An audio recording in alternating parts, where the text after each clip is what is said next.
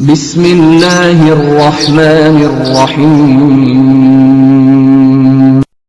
کرے کیسے کوئی اس رحمت پہم کا اندازہ، کوئی آئے کبھی آئے کھلا ہے ان کا دروازہ۔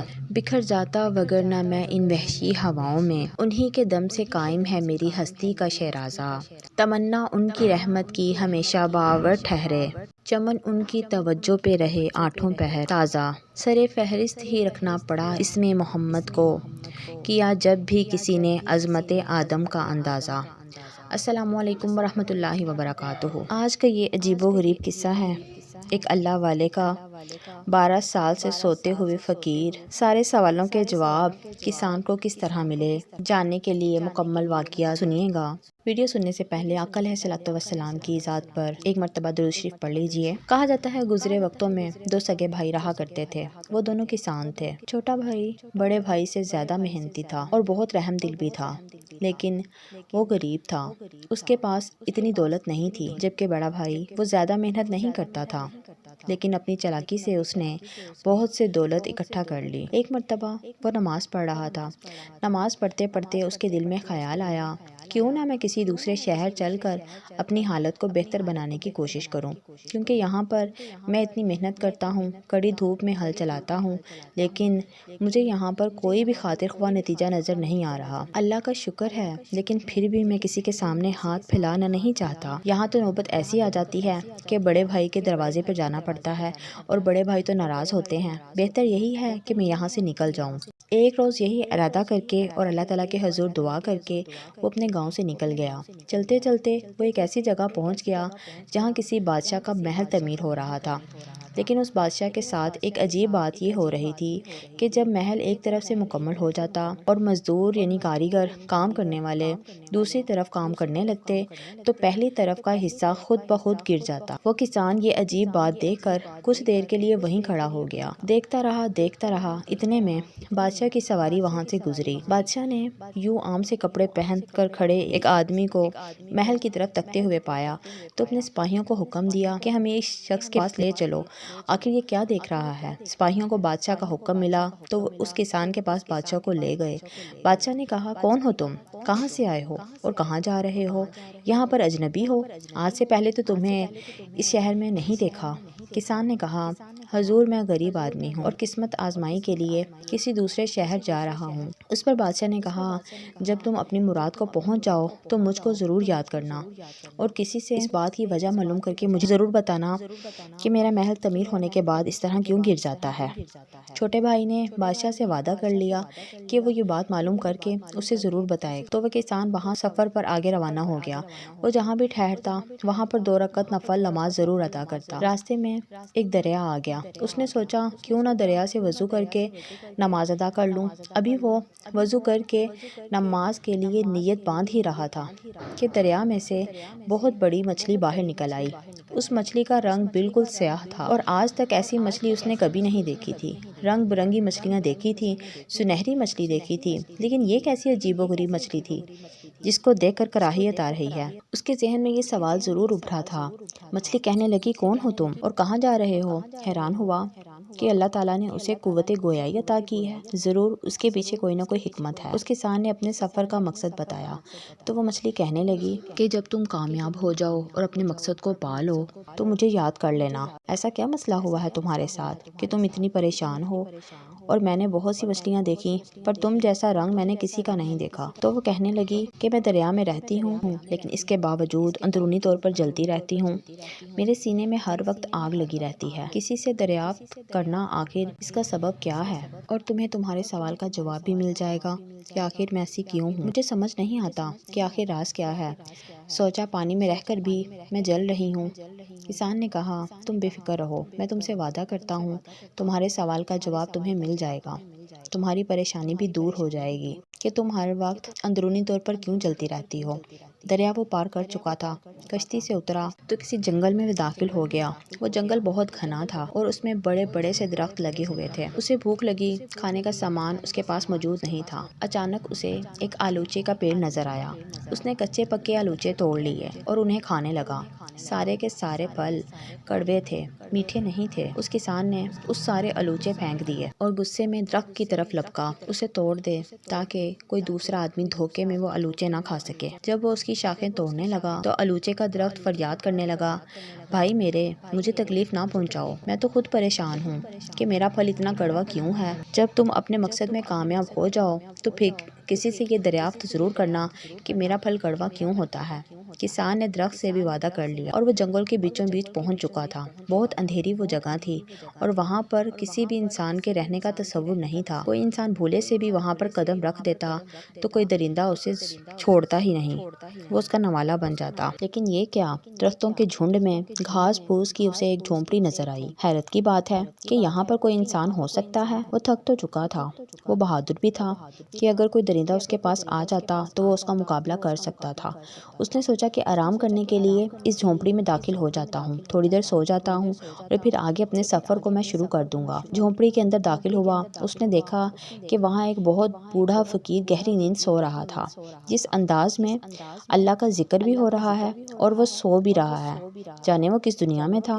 اس نے اس کو ہلانے کی کوشش کی لیکن وہ اتنی گہری نیند میں تھا کہ اس کے ہلانے کے باوجود بھی وہ اٹھا نہیں۔ سوچا کہ ان کی نیند خراب نہیں کرتا، میں قریب ہی آرام کر لیتا ہوں، جب یہ اٹھیں گے تو میں ان کو بتا دوں گا کہ میں یہاں کیوں آیا تھا، کم از کم ان کو نقصان پہنچانے تو نہیں آیا۔ وہ لیٹ گیا لیکن ابھی اسے لیٹے ہوئے زیادہ دیر نہیں ہوئی تھی کہ اسے جھونپڑی کے باہر سے کچھ سرسراتی ہوئی آواز سنائی دی۔ ایسا لگ رہا تھا کہ زمین پر رینگ کر کوئی چل رہا ہے، اور یہ کون ہو سکتا تھا؟ اس جنگل میں رہنے والا بہت بڑا خونی اژدہا تھا جس نے آج تک کسی انسان کو نہیں چھوڑا تھا۔ اس وجہ سے وہاں پر کوئی بھی انسان قدم نہیں رکھ سکتا تھا۔ ابھی وہ باہر کی طرف جا ہی رہا تھا کہ اس کا پیر کسی چیز سے ٹکرا گیا۔ ایک بہت بڑی سونے کی تلوار تھی۔ اس نے اس تلوار کو اٹھایا اور باہر آ کر اژدہے کا سامنا کرنے کے لیے تیار ہو گیا۔ اژدہا اس سے پہلے کہ اس پر حملہ کر دیتا، اس نے اس پر حملہ کر دیا اور تلوار سے اس کے ٹکڑے ٹکڑے کر دیے۔ اس کو مار کر وہ فتح یابی کے ساتھ جھونپڑی کے اندر آیا تو دیکھا کہ فقیر جو کہ کچھ دیر پہلے سو رہا تھا وہ جاگ گیا۔ فقیر نے اس کی آمد کا مقصد پوچھا، بیٹا کون ہو؟ تو وہ بولا کہ آپ کی جھونپڑی میں کچھ دیر آرام کرنے کی غرض سے میں آیا تھا۔ اگر آپ کی نیند میں میری وجہ سے خلل ہوا ہے تو میں معذرت چاہتا ہوں کہ آپ کی اجازت کے بغیر میں آپ کی جھونپڑی میں آیا۔ اب میں چلتا ہوں۔ بابا نے کہا، بیٹا تمہاری وجہ سے نیند خراب نہیں ہوئی بلکہ تمہاری وجہ سے تو میں گہری نیند سے جاگا ہوں۔ اس کا راز یہ ہے کہ ہم 12 سال تک سوتے رہتے ہیں اور 12 سال جاگتے رہتے ہیں۔ تم نے آج وہ کارنامہ سر انجام دیا ہے جس کو کوئی بھی انسان اب تک نہیں کر سکا۔ تم نے ہماری تلوار سے اس اژدہے کو مار دیا ہے جس نے نہ جانے کتنے آدمی زندہ نگل لیے ہیں۔ اس جنگل میں کوئی اور جانور اب تک بچا نہیں ہے اور یہ اژدہا کسی کو نہیں چھوڑتا۔ یہ خونی اژدہا ہم تک نہیں پہنچ سکا تھا، لیکن تم نے جو کام کیا ہے وہ انسانیت کی بھلائی کے لیے کیا ہے، اور تمہاری اس بات سے خوش ہو کر میں تم سے کہتا ہوں کہ تمہارا جو مقصد ہے اس کو پانے کے لیے اب شہر جانے کی ضرورت نہیں ہے، بلکہ جو سوالات اپنے ساتھ لے کر آئے ہو ان سوالوں کو بیان کرو۔ میں تو راستے سے گزر رہا تھا کہ بادشاہ کے محل کے پاس مجھے ایک عجیب نظارہ نظر آیا۔ میں نے دیکھا کہ بادشاہ کا محل تعمیر ہو رہا ہے لیکن ایک حصہ بار بار گر رہا ہے۔ فقیر نے کہا، بیٹا بادشاہ کی ایک جوان بیٹی ہے جو شادی کے قابل ہو چکی ہے۔ جب تک بادشاہ اپنی بیٹی کی شادی نہیں کر لیتا اس کا محل اسی طرح گرتا رہے گا۔ لیکن وہ اس کی شادی کیوں نہیں کر رہا؟ کیونکہ وہ چاہتا ہے کہ اسے کسی امیر دولت مند شہزادے سے بیاہ دے، اور اس کی بیٹی اللہ والی ہے، وہ چاہتی ہے کسی غریب سے شادی کر لے، اور بادشاہ ایسا نہیں چاہتا۔ بس اس بادشاہ سے جا کر کہہ دو کہ اگر تم اپنی بیٹی کی شادی اس کی پسند سے کر دیتے ہو تو تمہارا محل جو اب تک گرتا جا رہا ہے وہ کبھی نہیں گرے گا۔ اس کے بعد اس نے مچھلی کا مسئلہ بیان کیا۔ فقیر نے کہا کہ مچھلی کو اللہ تعالیٰ نے دانش مندی کی دولت دی ہے مگر وہ خود غرض ہے، اسے اپنے سینے میں دبائے بیٹھی ہے۔ اسے کہو کہ وہ اپنی عقل مندی سے دوسروں کا فائدہ پہنچائے۔ اس کا رنگ سیاہ اس لیے ہے کیونکہ وہ جلتی رہتی ہے، وہ کسی کو خوش ہوتا ہوا نہیں دیکھ سکتی ہے، اور دوسری بات یہ ہے کہ اس کی زبان سے اللہ کا ذکر نہیں نکلتا، نہ وہ کلمہ پڑھتی ہے نہ درود پڑھتی ہے، جبکہ اللہ تعالیٰ ہر مخلوق درود پاک بھی پڑھتی ہے، کلمہ گو بھی ہے، لیکن وہ نہ جانے کیوں اللہ کا ذکر کرنے سے بچتی ہے، اسی لیے اس کا رنگ عام مچھلی جیسا نہیں ہے، کالا سیاہ ہے، جس کو دیکھ کر انسان کو کراہیت محسوس ہوتی ہے۔ اس کے بعد اس نے کہا کہ الوچے کے درخت کا پھل کیوں کڑوا ہے؟ اس سوال کا جواب دیتے ہوئے فقیر نے کہا، الوچے کے پیڑ کے نیچے جڑوں میں خزانہ دفن ہے، اگر وہ خزانہ نکال لیا جائے تو اس میں میٹھے آلوچے لگیں گے جس سے تمام انسان فائدہ اٹھائیں گے، اور وہ خزانہ تمہارے لیے ہے۔ تم وہ انسان ہو جس نے ہر ایک کے لیے سوچا، صرف اپنے لیے نہیں سوچا۔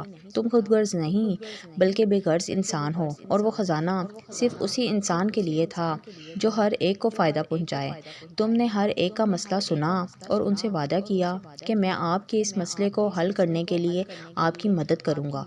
اللہ تعالیٰ تم سے خوش ہے، اسی لیے تمہاری غربت کو ختم کرنے کے لیے وہ خزانہ اس درخت کے نیچے ہے تاکہ تم جب آؤ تو اس خزانے کو باہر نکال لو۔ وہ وہاں سے روانہ ہوا، سب سے پہلے الوچے کے درخت کے پاس گیا، اسے بتایا کہ اس کا پھل کڑوا کیوں ہے۔ درخت نے کسان سے کہا، اللہ کے لیے جتنی جلدی ہو سکے یہ خزانہ کھود کر نکال لو، اور اسے تمہارے لیے ہی رکھا گیا ہے، تم ہی لے جاؤ۔ اس نے اس خزانے کو باہر نکالا۔ اتنا قیمتی خزانہ دیکھ کر اس کی آنکھیں پھٹی کی پھٹی رہ گئیں، لیکن دل میں لالچ نہیں آیا۔ پھر وہ اس مچھلی کے پاس گیا اور اسے بتایا کہ وہ ہر وقت اندرونی طور پر کیوں جلتی رہتی ہے۔ دراصل اس کے دل میں کسی کے لیے ہمدردی نہیں ہے، اور وہ اللہ تعالیٰ کا ذکر نہیں کرتی ہے۔ ہر وقت اللہ تعالیٰ کی حمد و ثنا بیان کرتی رہے، ہر کسی کو فائدہ دو، انشاءاللہ تم ایسی ہو جاؤ گی کہ ہر کوئی تمہیں دیکھ کر رشک کرے گا۔ اس نے اس کا شکریہ ادا کیا۔ آخر میں وہ بادشاہ کے پاس گیا۔ بادشاہ نے اسے پا کر خوشی کا اظہار کیا اور کہا کہ لگتا ہے اپنے مقصد میں تم کامیاب ہو گئے ہو، ہمیں بتاؤ کہ ہمارے سوال کا جواب تمہیں ملا؟ تو وہ کہنے لگا، بے شک مجھے آپ کے سوال کا جواب مل چکا ہے، ایک فقیر اللہ والے نے مجھے آپ کے مسئلے کا حل بتا دیا ہے، جلدی بتا دو، ہم فوراً اپنے مسئلے کو حل کرنا چاہیں گے۔ آپ اپنی بیٹی کی شادی نہیں کر رہے ہیں، تمہیں یہ بات کیسے پتہ چلی؟ بس انہی نے مجھے یہ بات بتائی ہے۔ ہاں، کیونکہ جہاں وہ چاہتی ہے وہاں ہم اس کو نہیں بیانا چاہتے، لیکن مجھے ایسا لگتا ہے کہ تمہاری بات کو سن کر مجھے اپنے مسئلے کا حل مل گیا ہے۔ وہ کیسے؟ جب سے کہ میں نے تمہیں دیکھا ہے کہ تم یہاں آئے، میں نے تم میں وہ چیز دیکھی جو میں نے کسی شخص میں نہیں دیکھی۔ نہ جانے کتنی سلطنت کے شہزادے یہاں آتے ہیں اور ہماری بیٹی سے شادی کے خواہش مند ہوتے ہیں، لیکن انہیں یہ راز نہیں پتہ چل سکا کہ ہمارا محل آخر کیوں گر رہا ہے۔ تم عقل مند انسان ہو، تم انسانیت کی خدمت کرنے والے انسان ہو، اس وجہ سے میں سوچتا ہوں کہ اپنی بیٹی کی شادی میں تم سے کروا دیتا ہوں۔ اس کے بعد بادشاہ نے اس سے اپنی بیٹی کی شادی کروا دی۔ سبحان اللہ! اللہ تعالیٰ کے نیک بندے صرف عبادت نہیں کرتے، بلکہ عبادت کا جو اصل مقصد ہے، جو اصل روح ہے، وہ ہے اپنے دل کی پاکی۔ آپ کا دل کتنا پاک ہے؟ آپ کے دل میں کسی کے لیے حسد تو نہیں ہے، کسی کے لیے برا تو نہیں سوچ رہے؟ اللہ تعالیٰ کو وہی عبادت پسند ہے، اور عبادت کی اصل روح یہی ہے۔ اللہ پاک سے یہی دعا ہے کہ اللہ پاک ہمیں ہر برے کام سے بچنے کی توفیق عطا فرمائے، حسد سے بچنے کی توفیق عطا فرمائے، اور اللہ تعالیٰ ہمارے دلوں کو پاک کرے۔ اللہ پاک آپ سب کو اپنے حفظ و ایمان میں رکھے۔ وما علینا الا البلاغ المبین۔